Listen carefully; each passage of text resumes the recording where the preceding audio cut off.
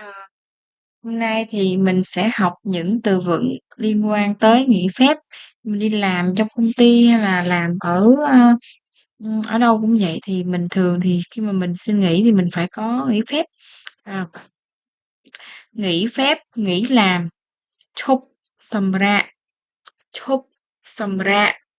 chốt sầm ra là nghỉ phép, chốt sầm ra, chốt sầm ra được nghỉ làm á ha. Xin nghỉ phép xong chốt sầm rạ, xong chốt sầm rạ, xong chốt sầm rạ, xong chốt sầm rạ. Đơn xin nghỉ phép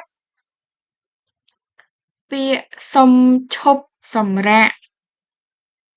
bia xong chốt sầm rạ, bia xong chốt sầm rạ. Đơn nó kiểu từ ha, bia xong chốt sầm rạ. Ngày nghỉ phépថ្ងៃឈប់សម្រាកថ្ងៃឈប់សម្រាកថ្ងៃឈប់សម្រាកnghỉ có lương ឈប់សម្រាកមានប្រាក់ខែឈប់សម្រាក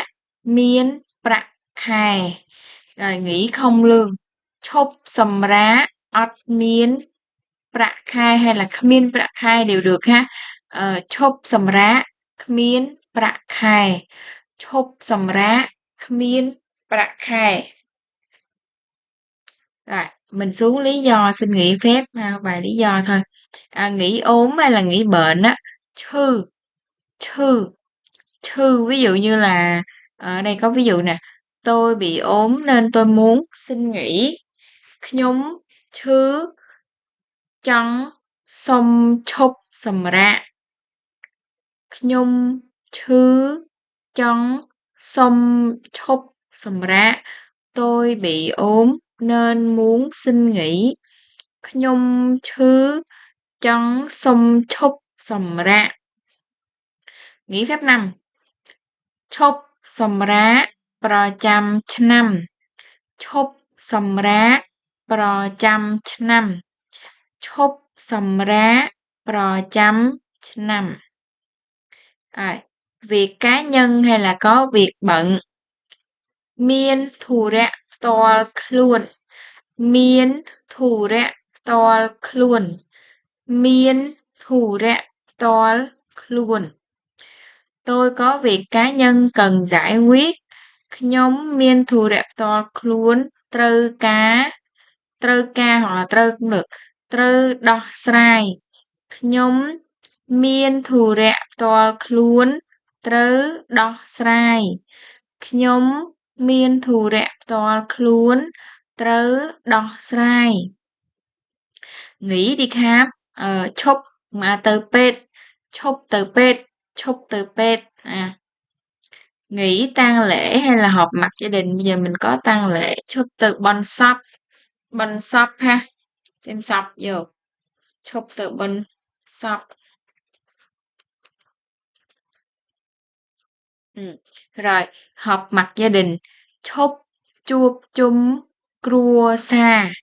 chúc chuộc chúng crua xa nghỉ để kết hôn để đi đăng ký kết hôn hay là làm đám cưới gì đó ha chốt mình thêm để vô ha đờm bấy chốt đờm bấy riệp cà chốt đờm bấy riệp cà đờm bấy riệp cà chốt đờm bấy riệp cà nghỉ thai sản chốt sầm rã lùm hái mia tục hiệp chốt sầm rã lùm hái mía tục hiệp chốt sầm rạ lùm hái mia tục hiệp nghỉ chăm sóc con ốm chốt thai tom côn chư chốt thai tom côn chư chốt thai tom côn chư rồi ở đây thì bao nhiêu đây từ vựng để mà mình khi mà mình đi làm hay là ở trong đâu đó nói chung là mình cứ là đi làm mình muốn xin nghỉ đi, mình có việc bận mình muốn xin nghỉ thì mình có thể dùng những cái từ vựng này để mà mình viết đơn hay là mình nói thẳng với, mê của mình á mọi người ha.